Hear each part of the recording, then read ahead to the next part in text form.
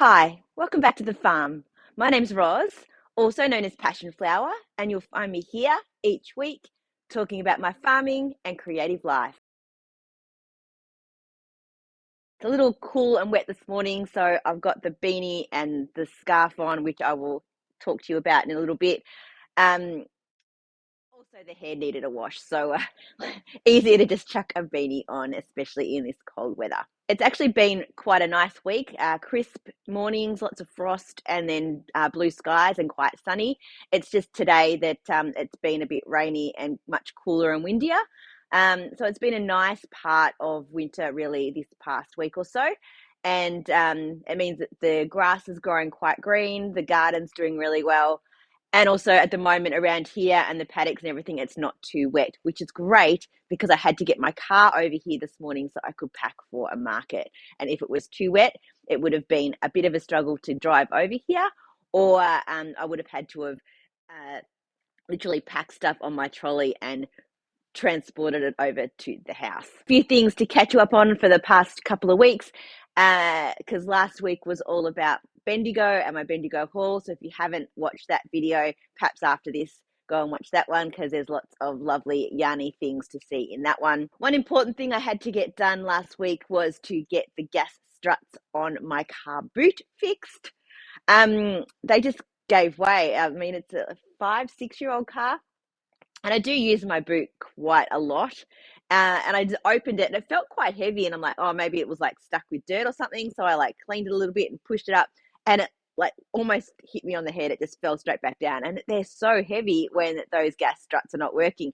So I had to go and get those replaced. So that's great. That's all done. And I can now use my boot properly again. We've also installed the stairs here in the shed for the mezzanine, which is really exciting. They look so great.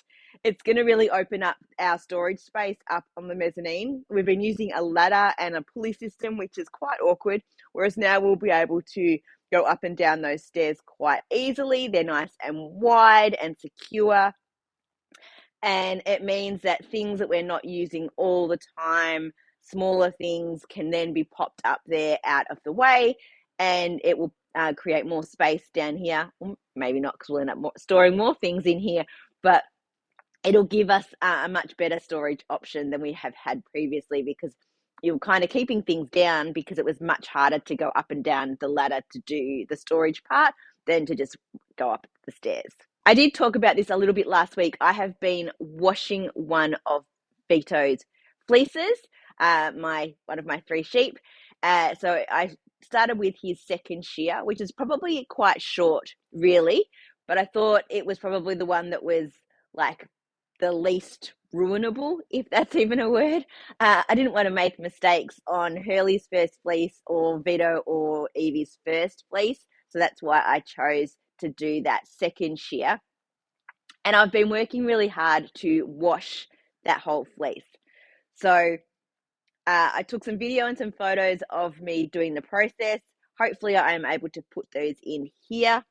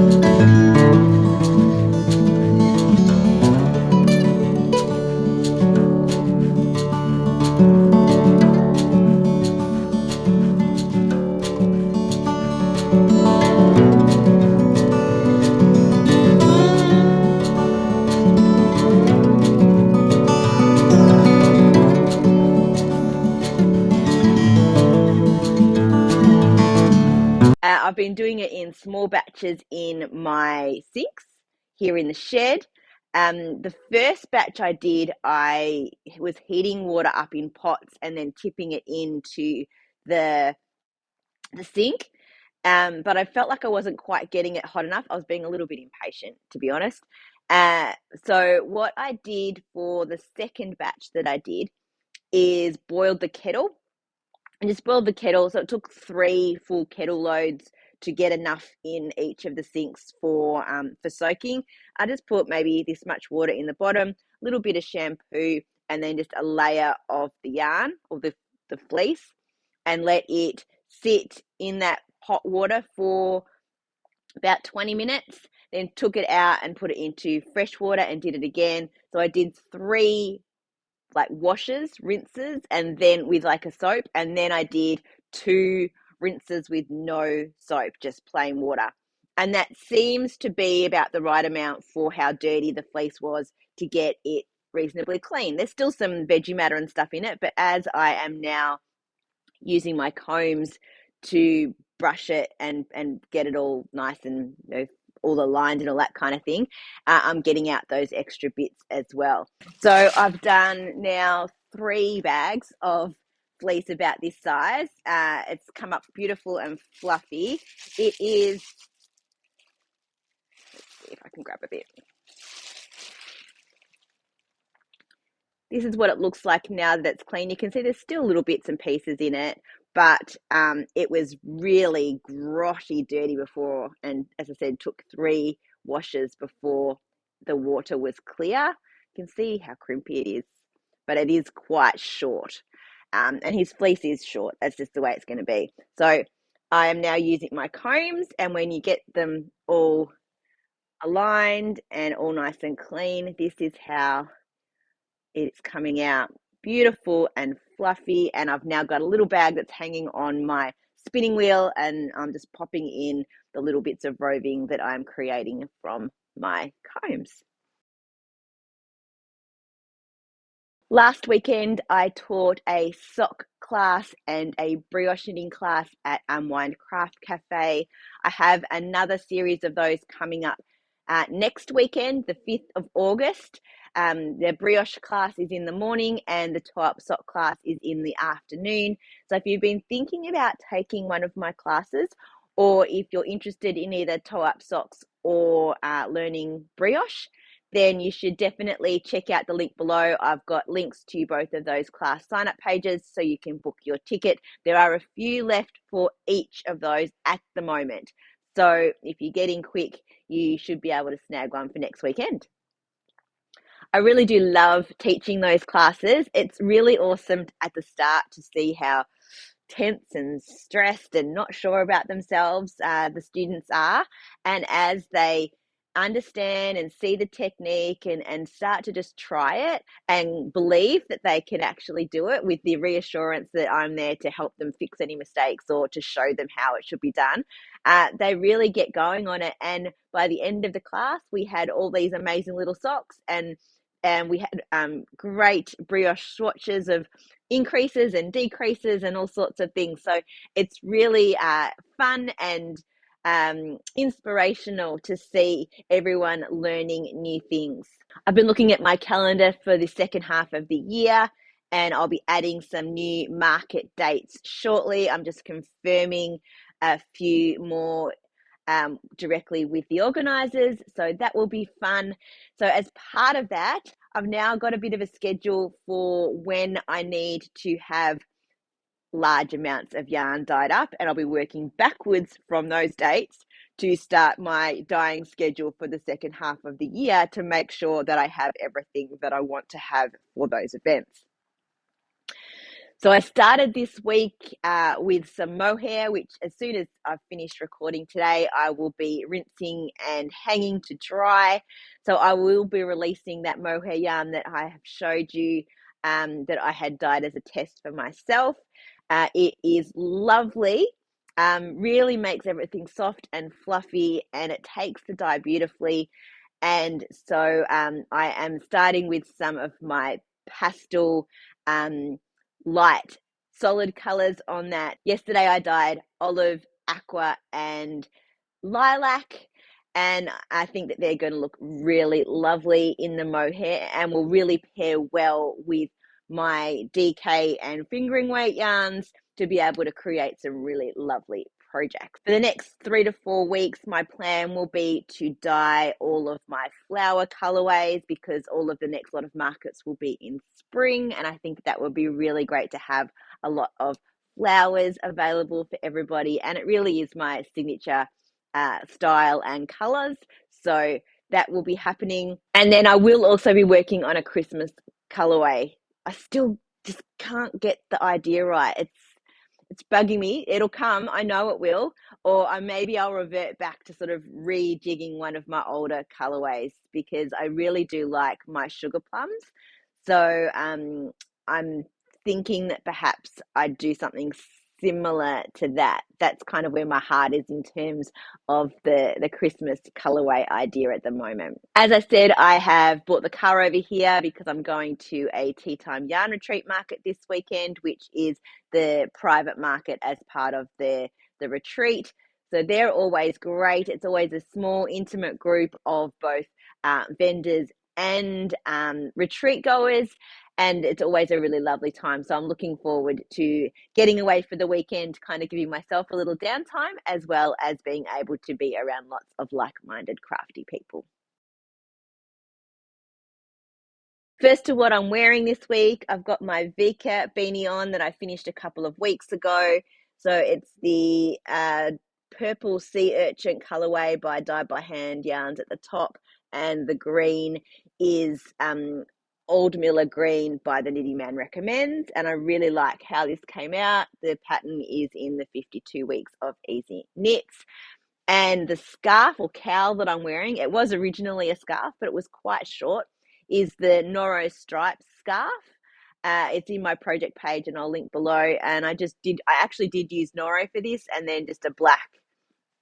And I love how this just sits nice and close around my neck. First to what I finished my worsted weight bed socks. Still need to weave in the ends. That's always my thing, isn't it?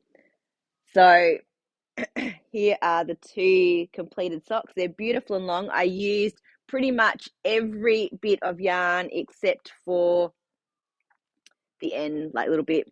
So they're the same, basically the same size. I just used my sock template to make sure that they were the same and used that as my guide all the way through in terms of how wide I made it.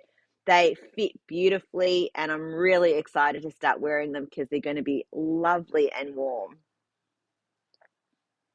Something that I didn't finish, but that my sister finished in my yarn, is a pair of squiggle mitts. They are done with my hydrangea colorway, and she has already gifted them to a friend. So I only have the pictures to show you, but I'm really pleased with how the yarn looks in these. I've picked up my confetti party socks, and I've got the heel in for the second sock, and I'm now working up the leg. I did knit these ones quite long, the first pair, so I have quite a ways to go, but these are my just pick up when I want to sit and not really think about my knitting. So that's my sock project. I've been making slow progress on my comfy jumper from the 52 Weeks of Easy Knits book. It is a 1x1 rib, so it does take a little bit more time, and because you have to keep track. There's a slip row and then there's a knit row, and you have to keep track of which is which. I have finished doing the increases, and I'm now just finishing up the yoke before I split for the sleeve. So it's quite bunched up on the needles, but I didn't want to change the cord size because it's going to go back to being much smaller once I take those sleeve stitches out. So this is the one that I'm working with, my teal knot green colorway and that mohair in the wildflowers. So here's what it looks like in the ball, and that's the teal. And so combined together, they're making that beautiful color. So I'm almost up to splitting for the sleeves with this. And then hopefully it will get a little bit quicker, as I said, because it won't be bunched up and I won't be working on quite as many stitches. I'm so glad that I have these donuts on here from tea time yarn retreats, because otherwise my stitches would be popping off in my bag. So that's been super helpful. I am enjoying this, but it is being fairly slow. I think it's because I'm getting distracted on a lot of other things. So I'm looking forward to the finished project more than I'm actually looking forward to the knitting on this, though, because that one by one all the way through is going to be a lot. And because I don't have enough projects on the needles and enough other things going on, of course, I've cast something else on as well.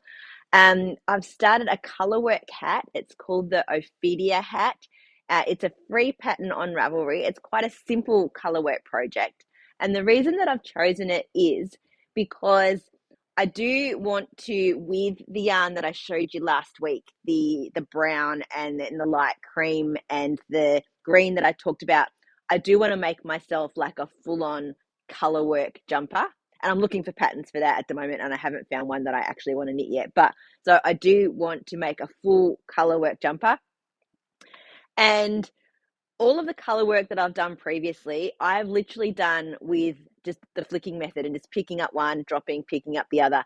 And it's quite slow. The yarns get tangled and the tension is not great with the floats. So I decided that I needed to teach myself color work using both hands. And I have knit continentally before, but I wouldn't say that I'm proficient at it. It's like I can use it in a pinch. And if someone like in a class, for example, is knitting continentally, I can do it to show them how to do the technique, but it hadn't been my default in terms of how I felt comfortable knitting. So I decided that I needed to cast on a project that was completely continental so that I could practice knitting and purling and get my tension going right and get the color work part working, so that then I can translate that into making a jumper for myself. So I've started and I'm actually really pleased with how I'm going. It is quite slow because I am very new at doing it as a complete knitting style, but I feel like I'm doing all right. So here it is so far. I'm using Millpost Merino in the sea blue colorway, and then this light blue. If you've watched before, you'll remember my flax is made out of these two colors. So I thought I know that they work together as a good combination. And here is what I've done so far. Right where the marker is. So I'm really happy with this. So I have all of the knitting and the purling in this has been done continentally. And then with the color work, I am knitting the sea blue, the dark color, with my left hand, and I'm knitting the light blue with my right at the moment. I might try doing both with my left. We will see. It's about challenging yourself and trying new things. And the only way I was going to actually get this was to be disciplined in terms of just telling myself this project is only allowed to be knit continentally. So I'm not doing a lot of it in one go because it's still quite hard for me and I have to concentrate. So then I'll jump back to a sock and I'll do that my normal knitting style. But yeah, it's not going so badly. And then here's my floats on the inside. So I'm looking pretty tidy. Oh, as I show you the bit where the ends are, so it doesn't look that tidy. But yeah, there they are. And I feel like that's nice and tidy. So this project, there's no float bigger than 3 stitches, so I don't have to catch them. So I thought that would be a good starting point for practicing both color work and continental.